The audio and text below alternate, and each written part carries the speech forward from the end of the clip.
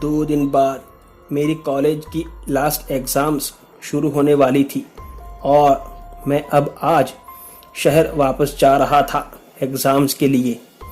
काफ़ी दिन बिता लिए थे मैंने अपने माता पिता के साथ और पढ़ाई भी वहीं कर ली थी।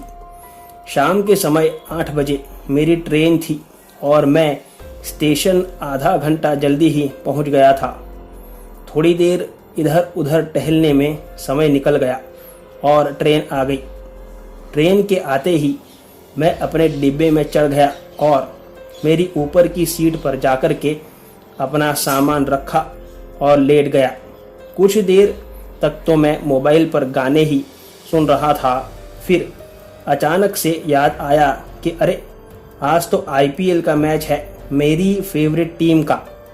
आज तो चेन्नई सुपर किंग्स की मैच थी और मैं भूल कैसे गया। मैंने मोबाइल पर लाइव मैच की कमेंट्री चालू करने की काफ़ी कोशिश की, लेकिन टावर की दिक्कत की वजह से मैं देख नहीं पा रहा था। तभी एक स्टेशन आया जहां पर गाड़ी कुछ देर तक रुकने वाली थी, तो मैं स्टेशन के प्लेटफॉर्म पर उतर गया, ये सोच के कि शायद यहाँ मुझे टावर मिल जाएगा।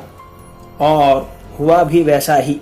तो मैं एक बेंच पर बैठकर मैच के मज़े ले रहा था और शायद सिर्फ 5 मिनट हुए होंगे मुझे मैच देखते देखते। उतने में मुझे ऐसा लगा जैसे किसी ने मुझे आवाज़ दी। मैंने अगल बगल देखा तो कोई दिखाई नहीं दिया। तभी मैंने ध्यान दिया कि उस स्टेशन पर मेरे अलावा एक आध आदमी और थे, बाकी पूरा स्टेशन सुनसान था। मेरी तो जैसे धड़कन ही बंद हो गई जब मैंने देखा कि वहाँ मेरी ट्रेन है ही नहीं, ट्रेन जा चुकी है। और तभी मेरी नज़र प्लेटफॉर्म की घड़ी पर गई जहाँ 2:30 बजे हुए थे। मैं तो भौचक्का सा रह गया ये देखकर कि IPL मैच देखते हुए मुझे 4 घंटे बीत गए और मुझे होश भी नहीं रहा कि कब मेरी ट्रेन चली गई। अब मैं रोने ही लग गया, क्योंकि मुझे अब कुछ सूझ नहीं रहा था कि मैं क्या करूं। मैं विवेक शून्य हो चुका था। स्टेशन पर कोई दिख नहीं रहा था और तभी फिर से किसी ने मेरा नाम लेके मुझे पुकारा। मैंने चारों तरफ देखा तो कोई दिखाई नहीं दिया। उसी वक्त मेरी नज़र दूर खड़ी एक औरत पर गई जो मुझे अपने करीब बुला रही। देखने में वो काफ़ी बूढ़ी लग रही थी, जो मुझे अब बार बार नाम लेकर के बुला रही थी। मुझे ऐसा लगा जैसे वो मुझे जानती है और शायद मेरी मदद के लिए मुझे बुला रही है। तो मैं उसके पास जाने लगा। जैसे ही उसके करीब पहुंचा, मुझे काफ़ी गंदी बदबू आने लगी और तभी वह औरत भी जैसे अपना रूप बदल रही हो वैसे उसका रंग बदलने लगा और उसे देख के मैं काफ़ी डर गया और वहाँ से भागने लगा। मैं चिल्लाते हुए दौड़ा और अचानक से किसी चीज़ से टकराकर नीचे गिर पड़ा।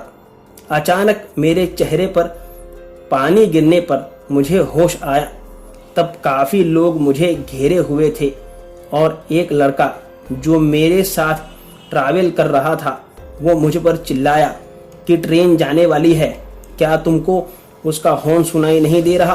तभी एक दूसरे आदमी ने मुझे थप्पड़ मारते हुए कहा कि साले पागल है क्या तू, कब से चिल्ला रहा है और आकर के टकराया मुझसे, मेरा खाना गिरा दिया। मैं कुछ देर तो भौचक्का होकर के सब देखता रहा, फिर तुरंत जाकर के ट्रेन में बैठ गया। तब मेरी जान में जान आई। मुझे पता चल गया था कि मेरे साथ कोई ऊपरी हवा ने छल किया है।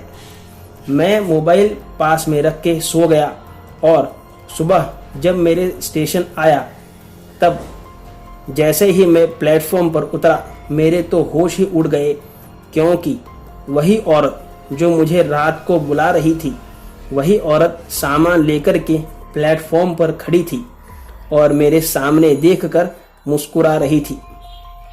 दोस्तों, आज की कहानी में बस इतना ही।